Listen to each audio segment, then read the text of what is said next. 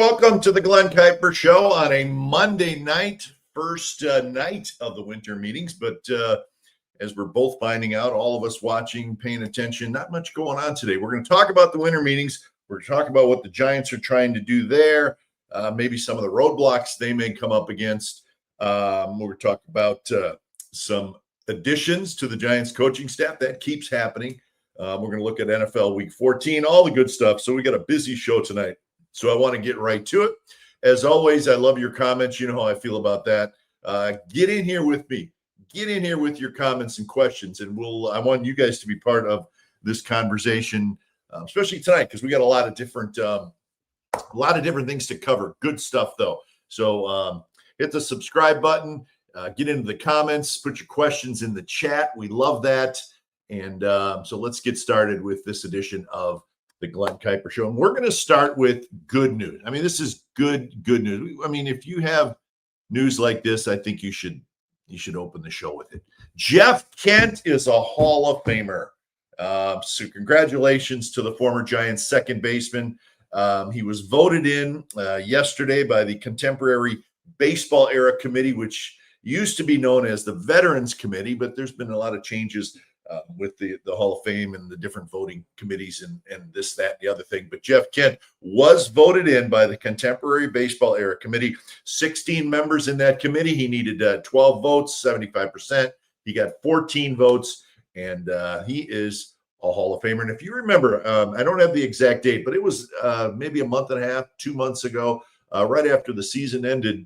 On one of our shows, I did a segment on Jeff Kent and the fact that I thought he was a Hall of Famer. I thought he should be in the Hall of Fame. And we talked about that during the segment. It was fun. It was a good segment.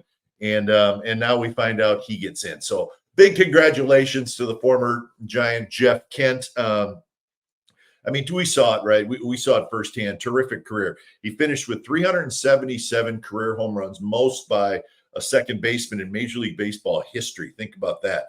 He had 2,461 hits. He had 1,518 RBIs. He had 560 doubles.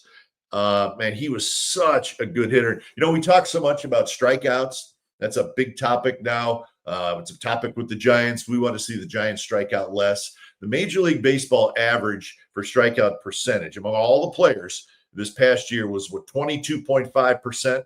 Give or take 22.7%, something like that. Jeff Kent in his career. Now, this was a middle of the order cleanup hitter, knocking in runs. His strikeout percentage was 16%. He was such a good hitter. And he was with the Giants for 6 years, 1997 to 2002, that stretch. And I mean, he had great years after that as well with Houston. And then he was with the Dodgers for the last 4 years of his career. And he had really good years there. But the 6 years with the Giants were his best years. I don't think there's any question about that. And listen, I know you guys look at Baseball Reference just like I do and look at guys' careers, which is fun. But I just want to run his basic stats past you from the 6 years he was with the Giants. Because, I mean, you think about that in comparison to now, you know, what guys are doing and driving in runs, how many, you know, I mean, he was a stud. Okay, let's look. In 1997, he hit 250 with 29 home runs and 121 RBIs and 38 doubles. Okay, that was his first year. That was his breakout year as well for his career. So pretty good numbers, right? It gets better, folks. His second year with the Giants, 297, 31 home runs, 128 RBIs, and 37 doubles. His third year, 290, 23 home runs, 101 RBIs, and 40 doubles. And then in 2000, the first year of the new ballpark, he hits 334, 33 homers, 125 RBIs, and 41 doubles, and wins the National League MVP. And then in 2001, 298, 22 homers, 106 RBIs, 49 doubles. And his last year, 2002, the year the Giants go to the World Series, he hits 313 with 37 home runs, 108 RBIs, and 42 doubles. Those are his 6 years with the Giants. those are pretty amazing numbers, man. He was such a good clutch hitter. His career batting average with runners in scoring position was 300, and we saw it. We all saw it firsthand. So the numbers are there. We know the attitude. He was a little bit surly sometimes. He was not a warm and friendly guy. He just wasn't. It just wasn't in his personality. He was not a bad. He was a good dude. He just was not like the, hey, how you doing? How's your day? It wasn't his thing, right? He didn't need to say hi to people every day. I didn't know Jeff Kent really well. I mean, I was covering the Giants at that time. The whole time he was there. I do remember one time it was a post game in the clubhouse, and we were getting, it was a bunch of reporters there, and I was there with, I don't know who it was for, just trying to get some sound, some quotes, from Kent at his locker. It was after a game, and he did it, whatever. And then the next day was a day game, and I was early in the dugout, just kind of sitting there, and he walked into the dugout. And like I said, he knew who I was, but it wasn't, we didn't have some, real warm, fuzzy relationship, media member and player. But he came up to me, said, "Hey, sorry about last night. I didn't give you guys much as far as the interview. So, I really apologize for that." And he was dead serious. And I remember thinking, gosh, I forgot about that. I didn't even think much of it. But he apologized. And I was like, "Oh, that's no problem. Hey, don't worry about it." And he said, "All right, cool." And then he walked in. I don't know why I never forgot that, but he just was not warm and fuzzy. But he was a good guy, and man, did he play hard. I mean, he played hard, and that's what I think his teammates always loved about him. The production was great, but he busted his ass. And I don't care what analytics say. I saw him enough to know that he was a decent second baseman defensively. He was not a gold glover. He was not Roberto Alomar diving all over the place, but he was a pretty good second baseman. Didn't have great range, but what he could get to, he got. He turned the double play good. He had a strong arm. So, yeah, you could go down the list of analytics saying, well, it was this and that with Kent as a different. I saw it. I eyeballed it, and he was a decent defensive second baseman. He was no liability at all. He could play the position. Range was limited, but he got to what he got to, and he took care of the balls that were right at him. So that, to me, that was. Listen, he was good at second base. Wasn't great, but man, he could hit, and I'm thrilled for him. And listen, his 6 years with the Giants, 5 with the Mets, but the Giants' years were his big years. We don't know if he'll go in as a Giant. My guess is probably. We all hope so, because those really were the best years of his career. And he played on some very, very good teams, as we know. So, but with that story, of course, comes the Barry Bonds stuff, which I've never dove into a great deal because I just think it's,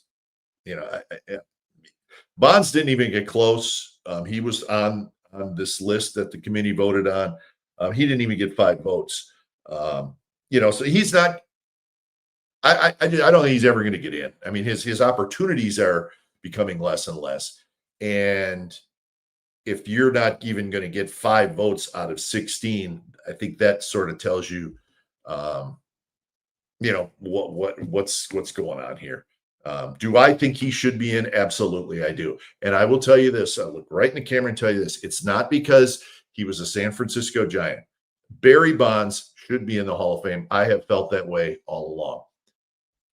And again, my reason for it is this, and it has nothing to do with the Giants. My reason for this is we all covered baseball in the 90s and the 2000s and the 2010s. I started in 1992, okay? And there were guys that were using steroids. We all know that. There was some great players that were using steroids. We all know that. And I wouldn't say it was like talked about a lot, but it was just you kind of just knew it. Like, look at the guy. I mean, I think, but everybody felt that way. Everybody knew that there were some guys were doing it, right? The writers knew it. The other players probably looked said, yeah, the announcers knew. If you saw enough baseball, you knew that there were guys that were definitely doing it. Some of those guys got voted into the Hall of Fame. They did. I'm not going to say names because that's not where we're going with this. My point is they got in because they didn't get caught. So Bonds isn't in because he did get caught.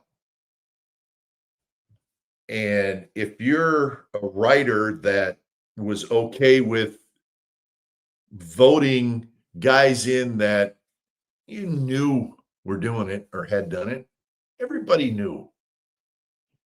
I mean, there's a list of guys where you just like, I mean, come on, hello. But they got voted in. But Bonds, since he got caught, is never going to get voted in. Their reason? Well, he got caught. So this group of other guys that everybody knew were doing it, and those guys that got in, they got in because they didn't get caught. If that makes any sense. That has always bothered me. But, unfortunately for Bonds, I don't think it's going to happen. I just don't. I think it's just, there comes a time where you just got to realize it. And it's too bad. I think he should be in. I think Roger Clemens should be in. I think most people feel that way, that they should be in. But those guys should be in on the writer's ballot. Not some committee that comes 10 years after you're retiring. I'm not saying those committees are a bad idea. I think it's great. It got Jeff Kent in. But, I mean, come on. But it's not going to happen. So anyways, that's the deal. Congratulations to Jeff Kent. And we are certainly excited that JK, as they like to call him, is a Hall of Famer. So before we move on to some of the new names on the coaching staff, there's another award that came out today, and I think it needs to be acknowledged. Matt Chisholm, who is the vice president of media relations for the Giants, he's been doing that for quite a while now. Great guy, very talented. He and his gang do a great job with the media.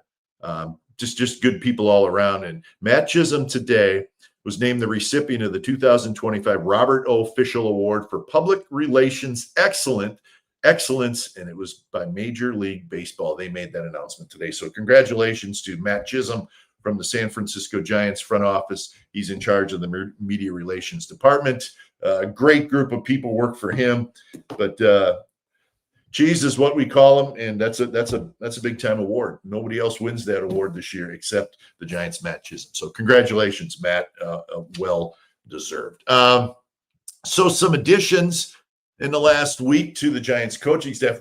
We've tried really hard to keep you updated on the Giants coaching staff, the additions, what they're all about. And there was talk today that maybe the Giants would be making the full announcement. Here's the coaching staff, because they have never been announced as a full group. There was some rumors that may happen today. Did not see that. But last Friday, the Giants hired Ron Washington. Yes, that Ron Washington from the A's for many years, a manager for many years. And Wash, who's now 73 years old, is coming aboard, which is awesome. And he's coming aboard as infield coach. We'll see. I don't know if he's going to coach third base or not. The Giants don't have a third base coach. They don't have a first base coach. But we'll find that out soon enough. But he's going to be an infield coach. He's an infield guru. We know that. It's the real deal with him. I see him do these things with the infielders before the game, and they seem so simple. These little drills he does with them, and you're like, really? But then the players swear by it. And I saw it in Oakland firsthand. Marcus Semien, when he got to the big leagues, Giants or the A's made him their shortstop, and he scuffled. He made a lot of errors, did not look comfortable, weren't sure that he was going to be a big league shortstop. He was a big leaguer, just not sure it was the shortstop position. But Wash worked with him every single day. And Marcus Semien, you could just see him getting better and better and better. And it turned out Marcus Semien became a terrific defensive shortstop, and now he's a terrific defensive second baseman. So I saw it firsthand with Wash and Marcus Semien, but Eric Chavez with the A's, he swears by Wash. So anyways, he's aboard. I think it's great. He's a good dude. He's 73 years old, but he loves the game. He still has that passion, and he has seen so much. Listen, there's nothing in the game of baseball that Ron Washington hasn't seen. He was a player for 10 years. He was a manager for 10 years. He's been a coach for many, many years. And he has this specialty of infield defense. So think about what he can do. Chapman's great. Adames is a good shortstop. Think what he can do with Devers and Eldridge at first base. Think what he can do with Casey Schmidt at second base. So this is a big deal. And I think it's just another good hire for Vitello and his staff, because, again, it's somebody Vitello can go to with managerial experience, a lot of it. And Wash, he doesn't pull any punches. He's honest. He tells you exactly what he thinks. He doesn't care if you like what it is or not. He's going to be honest with you. And I think that's important. It's important with anything, to be honest with people. But so Wash is aboard. I think it's terrific. And I think he's going to help a lot in numerous ways. And I thought the interesting thing about it, Zach Menagian, the Giants general manager, said that it was actually Tony Vitello who brought up Wash's name. So it's great. So you got Chase Tingler as the bench coach, Hunter Mentz, the hitting coach, Oscar Bernard, the assistant hitting coach, Justin Message, the pitching coach, Frank Anderson, the assistant pitching coach, Christian Wanders, assistant pitching coach. Wash joins that group, and the Giants also hired Jesse Chavez. That Jesse Chavez, who just finished pitching in the big leagues last year. 18 years as a big leaguer. I was with him in Oakland for a couple years. Awesome guy, right? And think of this is a guy who never had great stuff. 18 years in his career, he never had, the 100-mile-an-hour fastball or the killer slider. He never did. But he got people out over and over and over again. He's going to be the bullpen coach. So again, another new addition, another new guy, another young guy. As far as coaches go, it's such an interesting staff. And they're going to get together. I believe they're all together at the winter meetings, get to know each other, get to work with Vitello. So it's kind of exciting stuff. But with Ron Washington and Jesse Chavez, the two new guys, it's pretty good. It's good stuff. And I think, the fans will like these guys. And again, it's just going to take a little time for everybody to kind of get together. But these guys are, listen, they're together. Once spring training starts, every single day. So we welcome Wash and Jesse Chavez to the San Francisco Giants. Now, front office also had some new additions. We're not done yet, folks. Names we know. So we know Buster really wanted to surround himself with people he trusted. Buster's new at his job as well. And we are starting to see that. We saw it a little bit last year, and now we're starting to see it even more so as the Giants have added 2 special advisors to the baseball department. And it's Javi Lopez. We all know Javi from his great career with the Giants, and now he's one of the TV announcers for the Giants, and Kurt Casale. So they will both be special advisors to the baseball operations department, Buster Posey and Zach and Jeremy Shelley. And so I know a lot of people have talked about Javi Lopez being a front office type guy because he's a very sharp guy, smart guy. Again, honest, straight shooter, and that's what Buster wants. And he and Buster have a great relationship. They have a good friendship. And Kurt Casale the same way. They were teammates, Casale and Posey, for a year, for a couple of years actually. So 2 new guys there, advisors. Again, Buster's getting people that he trusts around him. It's a big group. They will get together as well. They'll start working together. So you got new coaches. You got this group of advisors. So it's interesting stuff. I find it fascinating, and I think it's going to be fascinating to watch this big group of people a lot of them new to each other, but come together for what is it's a let's all get going in the same direction. And if that happens, you're going to have success. And these are sharp people, and I think it will happen. But so Javi Lopez, Kurt Casale as advisors, and think about it, they joined Bruce Bochy, Dusty Baker, John Barr. John Barr was great scout, headed the scouting department for the Giants for a long time.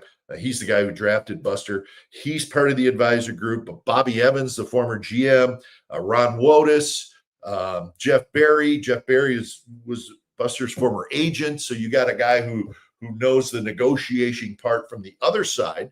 Jeff Berry is part of this, and then Javi and Kurt Casale, and they joined Zach Managian and Jeremy Shelley. I mean, this is a big group, but again, get on the same page and get this whole giant ship headed in the right direction. But so there's your big coaching staff, not quite finished yet. Big front office or baseball department. So it's kind of fun. It's kind of fun, and you know what? They're going to have to all get together and grind this thing out. Get on the same page.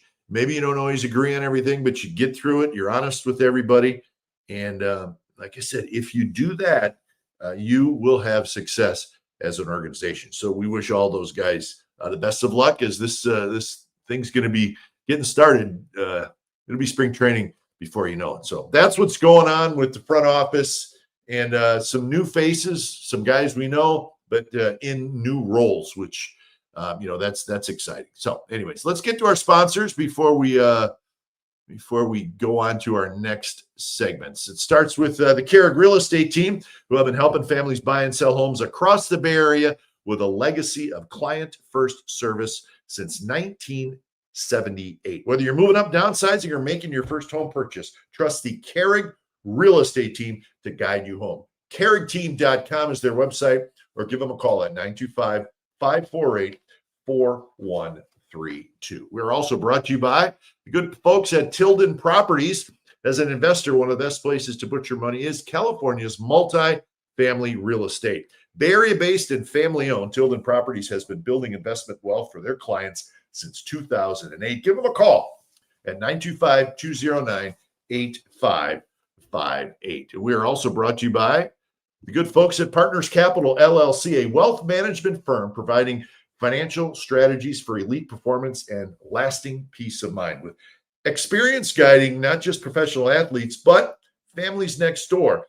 Partners Capital delivers thoughtful planning, steady guidance, and a clear path forward. Partners Capital, LLC, call them at 1-888-702-7743. So thanks to our sponsors, as always. And okay, so we're going to move on to our next segment, and it has to do with the winter meetings, which are going on right now. A bit of a quiet day, but we'll get to that in a minute. But I wanted to talk about something that the Giants are dealing with, every team deals with, and how it affects, like this week, where there's, it's the winter meeting, so there's a lot of free agents, and the qualifying offer, to me, I just want to make sure everybody understands it, and why the players don't like it, why the players union doesn't like it, why the players union wants to get rid of it, and why Major League Baseball likes it. Okay. And, we're bringing this up because it does have an effect on the Giants, because the Giants are looking for starting pitchers, right? We all know that. Are they going to get them in a trade? Are they going to sign one of the big name guys? That's possible. Are they going to sign a second tier guy? We talked about this a lot, but these big name guys, Framber Valdez and Ranger Suarez and Michael King, Zach Gallen, Edwin Diaz, the closer, those are the guys that received a qualifying offer from their former team. Okay. If you're let's just use Framber Valdez for an example. The Houston Astros offered him a qualifying offer. Why did they do that? Because if he signs with another team, he's going to sign a multi-year deal. Yeah, Framber Valdez is going to get a multi-year deal. So it's kind of an automatic to give him a qualifying offer if you're the Houston Astros, because if he does then sign with another team, you get compensated back, you being the Astros, the team that the player is leaving, you get compensated back with draft picks and money for the international signing bonuses. So anyways, that's why teams do it. So how does this affect the Giants? Well, think about this. If the Giants were to sign any one of those pitchers that I just mentioned, those are the pitchers that got qualifying offers. So it's not a big group, okay? And as a player, you could accept the qualifying offer, and it's a 1-year, $22 million contract. We saw some guys do that last year. And a couple of guys did it this year. But most guys are going to say, hey, I want the long-term contract, right? Okay. So if the Giants were to sign one of these guys that has a qualifying offer attached to them, what would it cost them? I'm not talking about the contract. I'm talking about the penalty, okay? So let's say the Giants sign Zach Gallen, okay? Zach Gallen, they offered, the Diamondbacks gave him a qualifying offer. The Giants would have to give up their second highest draft pick in the 2026 draft. So probably a second round pick. They would have to give that up. And $500,000 from their bonus pool for the international signing period. So each team gets X amount of money to use to sign international free agents. Let's say the Giants get $5 million. I'm just throwing a number out there for conversation.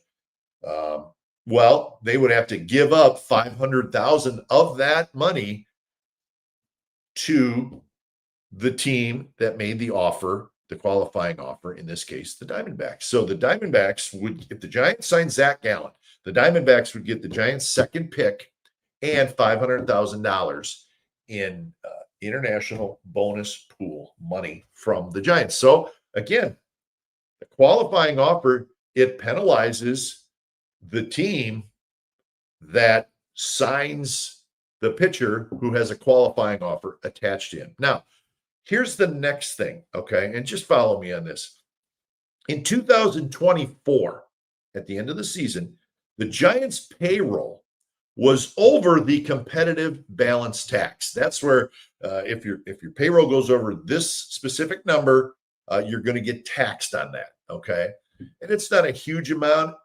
You know, it's like 10%, and then if you go over the next tier, it's higher. But anyway, so the Giants went over by a little bit, okay? So they had to pay a small penalty financially, okay? But it also affects you if you sign a free agent that had a qualifying offer attached. Now, follow me on this, okay? Because I want you to understand why this qualifying offer does affect teams.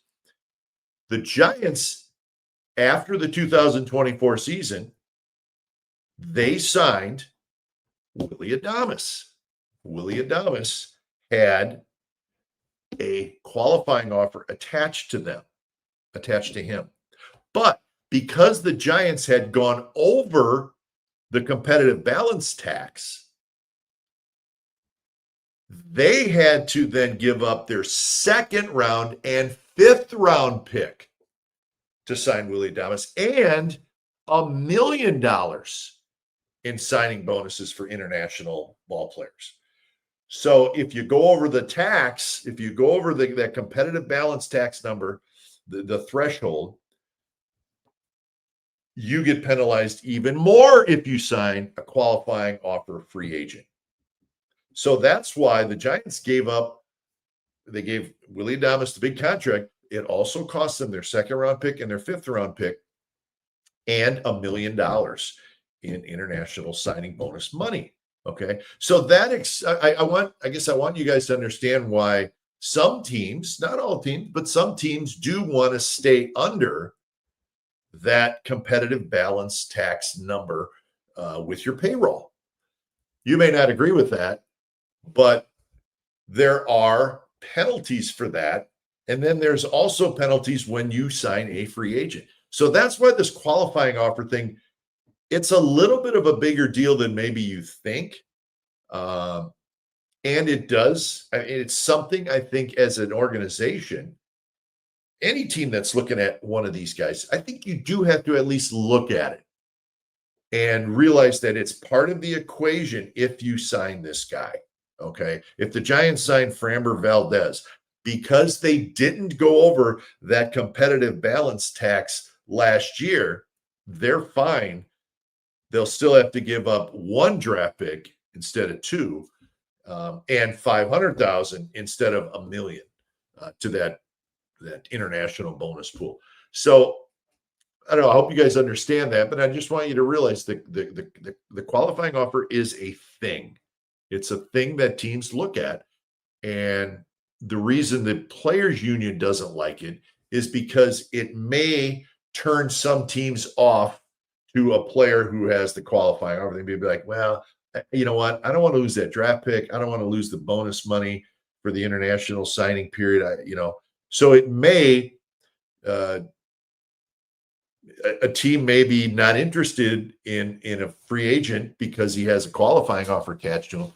And that's why the players union says, no, we don't like it. And it's there, but it could be a bargaining chip too at some point down the line to try to get rid of it if you're the players union. So, but then you have the guys like, the tier 2 guys who don't have a qualifying offer. That's just a straight sign, and you're not penalized anything. You don't give them any draft picks. You're not giving away any bonus money.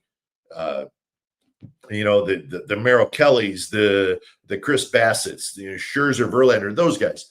That's just a straight sign. You're not penalized at all. There's no qualifying offers attached to any of those guys. So that is, and I wanted to just kind of go over that, just because you hear a lot about this QO, and I think you just wanted, I just wanted people to at least realize that it is a fairly important thing. Doesn't mean you can't blow past the payroll, level and pay that penalty and pay an extra draft pick. Listen, the Dodgers went past it. Some teams it just doesn't matter. So, anyways, let's see if there's any comments. Anybody wants to comment on some of the stuff that we have been getting in. Make that dough, checking in. He's always here, and we love that. He's talking about, the steroid thing that we talked about a little bit with Bonds. And again, I don't dive into this much because to me, it's just, it's kind of old news. But Bake That Dough says, not to mention there were greenies in the game for decades before traditional roids. Yeah, greenies were a thing. Yeah, that was a thing. And that goes back quite a ways. Bake That Dough, it was great to hear Kent credit Dusty Baker with his success and learning to go the other way with pitches. Yeah, in fact, Dusty was the first one he kind of thanked and talked about, the difference that Dusty made in his career. And again, if you look at the early part of his career before he came to the Giants, he was an okay hitter. He had good power, but it just look. It all just turned around for him when he got to San Francisco. I'm just looking like he got there in '97. In 1996, the year before he came to the Giants, that's when he got traded from the Mets to Cleveland. But his combined numbers that year, he played in 128 games, 12 homers, 55 RBIs, and a 284 batting average. So he went from that to 29 home runs, 121 runs batted in his first year with the Giants. So don't think Dusty Baker didn't have something to do with that. I think there was questions whether he was even an everyday player. He started with Toronto, went to the Mets, Cleveland for a short period of time, and then that's where the Giants got him from. But yeah, Dusty Baker's had a huge influence on hundreds and hundreds of players as a longtime manager. And there's no question that he was a huge part of Kent's success as his manager when he was with the Giants. And that's why Dusty's an advisor. Good guy to go to, and still a great guy to talk about. You catch Dusty when, he's not being surrounded by people. He's one of the greatest people to talk to, just to talk, just in general. But anyway, so Bake That Dough, thanks for the questions. And let's move on to our next segment. And it does have to do with the winter meetings. I wish I had a bunch of stuff. I wish I had a big trade for you. If I had a big Giants trade for you or a big Giants signing, we would have opened the show with it. But it was a quiet first day of the winter meetings. It really, really was. In fact, I don't know that there wasn't really, I don't know if there was any signings today. Was there? Or trades? I didn't see anything. So that doesn't mean that there's not.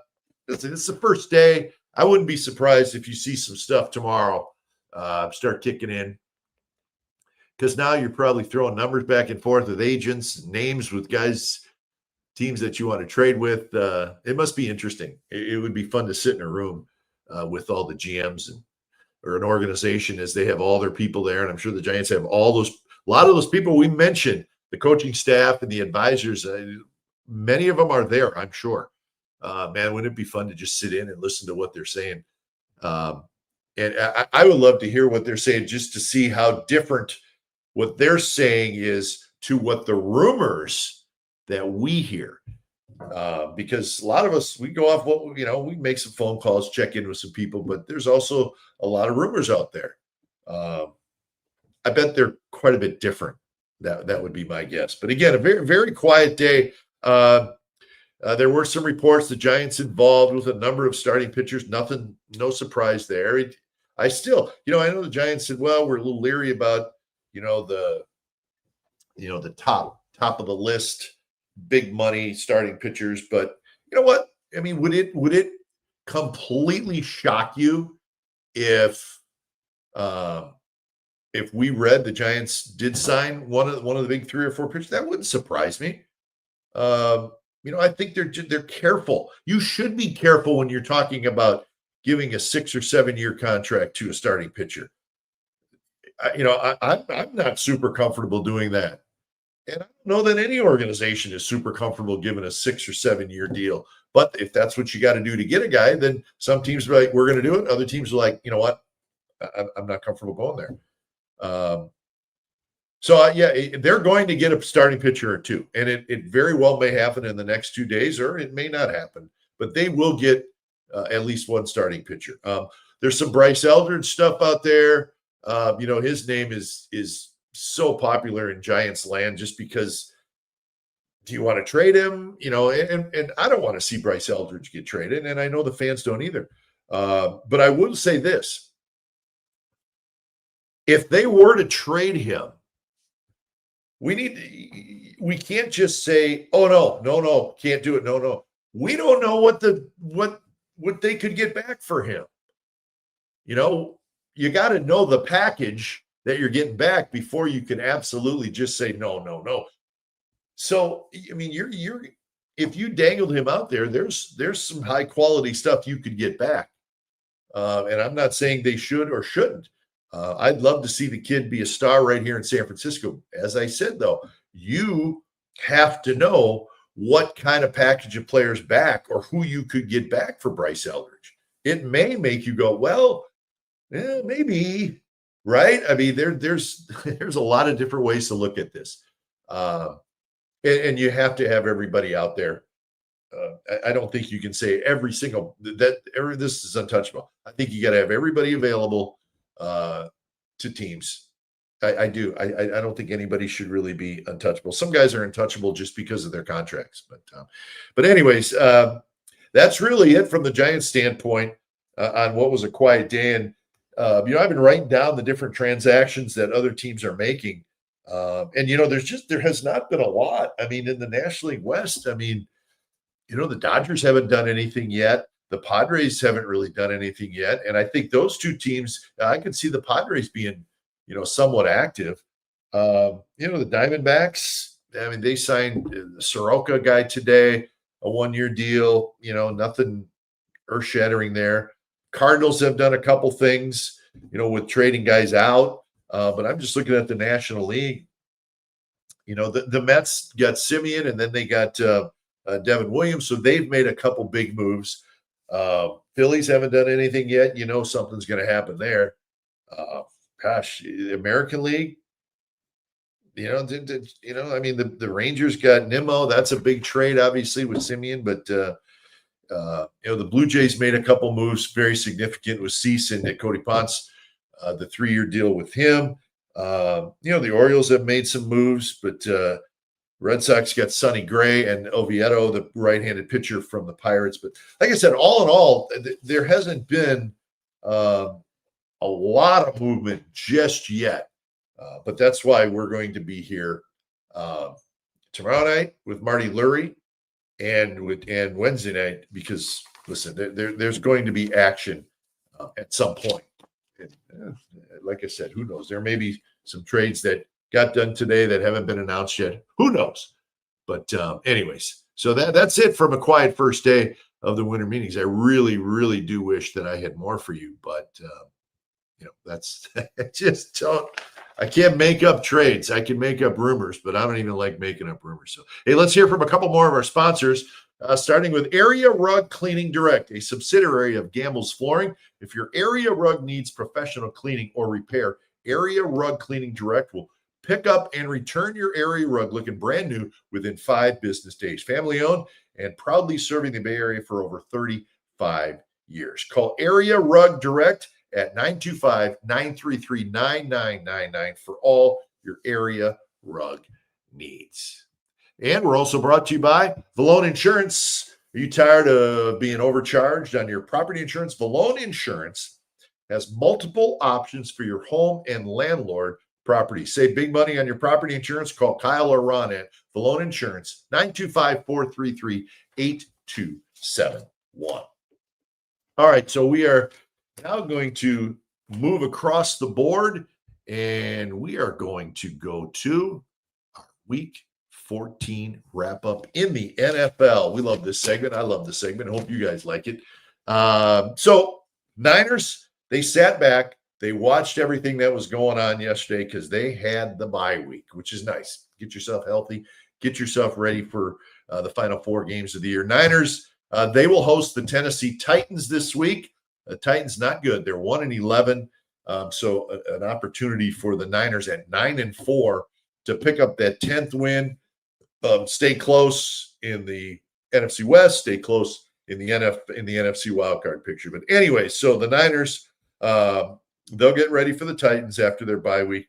The Rams won yesterday. They beat the Cardinals 45-17.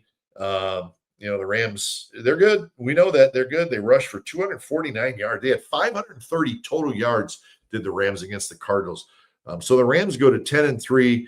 Stafford's doing his thing, 3 touchdown passes, couple to Nakua.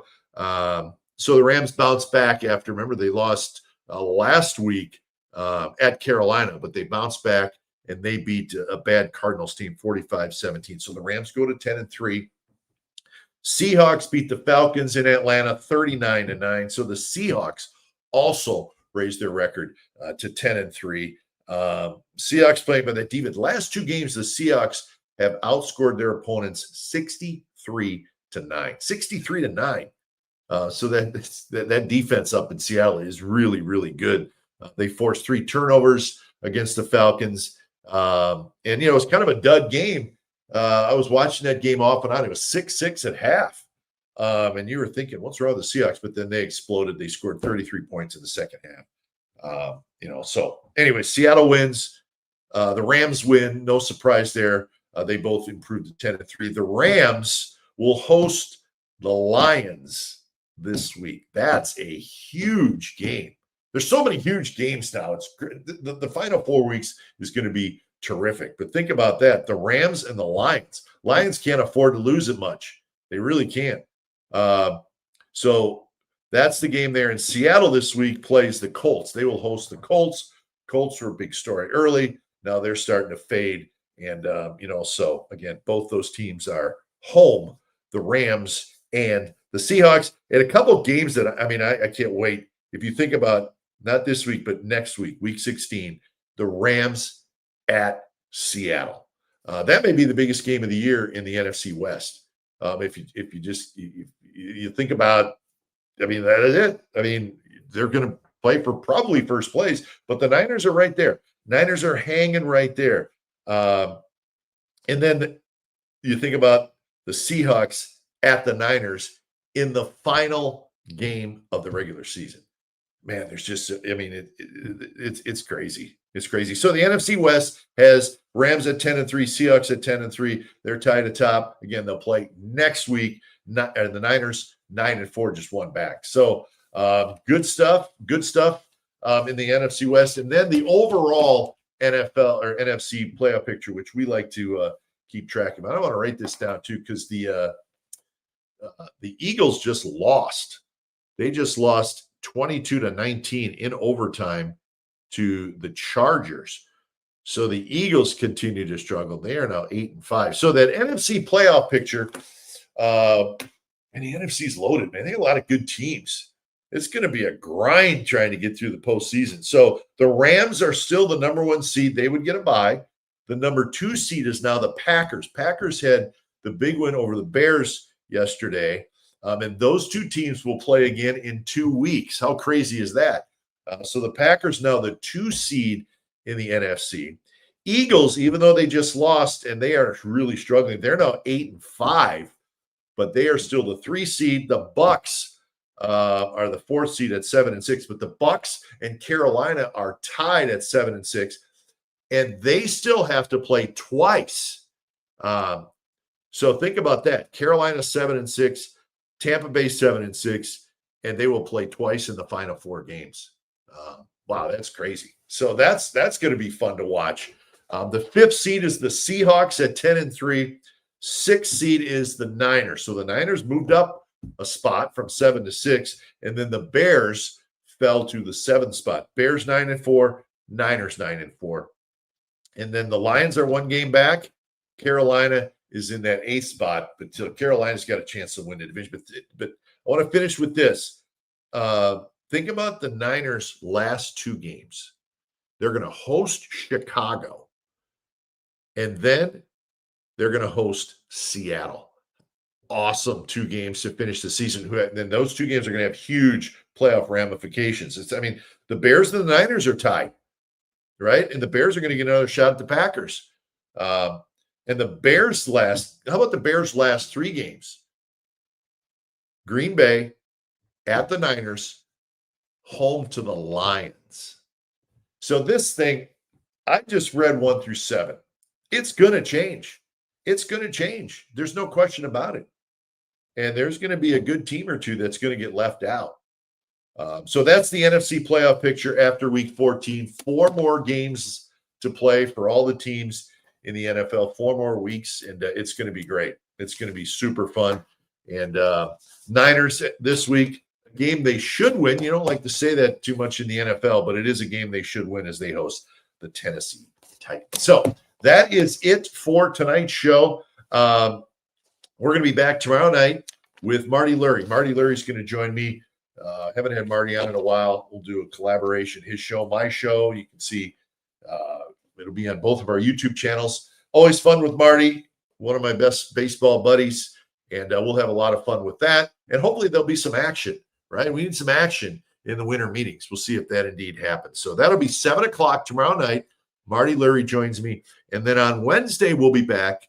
I'll probably do a show at 8 o'clock on Wednesday, looking for more news, notes, trades, signings from the winter meetings. So we really wanted to be on top of the winter meetings and make sure that make sure we had it all covered when things do indeed start to happen, which we think that they probably will at some point soon. So that's it for the show tonight. Want to check in with our sponsors one more time, as we are brought to you by Tilden Properties, Barrie-based, family-owned. By investing with Tilden Properties, you're going to see quarterly dividends and equity buildup in the real estate market. Call them at 925-209-8558. And maybe even more so, check out their portfolio. Go to their website at tildenproperties.com and see all the things that they own and what you could invest in. Good stuff, good people. Go to tildenproperties.com. And by the Carrick Real Estate Team, whether you're moving up, downsizing, or making that first home purchase, give them a call and trust the Carrick Real Estate Team. I did it with my family, my niece, my nephew, my brother. They've all dealt with the Carrick Real Estate Team at different times, and good people. Contact Mike Carrick today for a free home sale or purchase consultation with Mike. Call him at 925-548-4132. And last but certainly not least, one of our new sponsors who we appreciate, Partners Capital LLC. It's a wealth management firm providing financial strategies for elite performance and lasting peace of mind. They have experience guiding professional athletes with a lot of money, and they have experienced families right next door. Partners Capital delivers thoughtful planning, steady guidance, and a clear path forward. Call them at 1-888-702-7743. That is it for tonight's show, the Glen Kuiper Show. Again, we'll be back tomorrow at 7 o'clock with Marty Lurie. We appreciate you stopping by. And let's get some baseball trades tomorrow so we got something to talk about. Well, we'll always have something to talk about. We'll see you tomorrow night, everybody. Thanks for joining us. Hope you enjoyed tonight's edition of the Glen Kuiper Show. See you tomorrow night, everybody.